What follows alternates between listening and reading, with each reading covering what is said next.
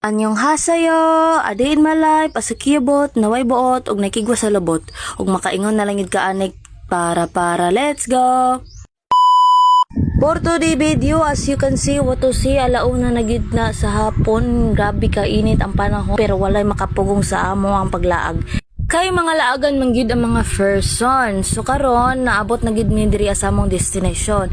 While sila nagpalit og African hito or pantat sa Bisaya pa lang, ako nang hugas kog kaldero para lutuan og kanon. While naghinlo kog kaldero, grabe kabugnaw sa ilang tuog, perte kalamay id kaayo. Bugnaw gid kay nagikan pa na sa Mount Apo. Charis. Og paghuman ako og hugas kaldero no, ni diretso nako sa kusina nga na hinaling daan og nagkilis na lang pod ko og wagas dayon na balit napulo ka sa ko, charis. So pag human na nagkilis, siyempre ilabog ang pinakaunang ang kilis pangkaduha ug pangkatulo pwede na siya itak-ang, pero wala na ko siya gipakita sa video kay kapuya naman ko. So nagyaw-yaw ko, wala ko kasabot sa akong yaw-yaw dira. Samtang napaabot ko nga maluto ang bugas nga akong gidungag ganina na mahugid kog isda, unya pagtan-an ako sa kilid ng hino na si Louie sa iyang gipalit nga hito ganina. No, pwede kalamigid kayo ang isda sa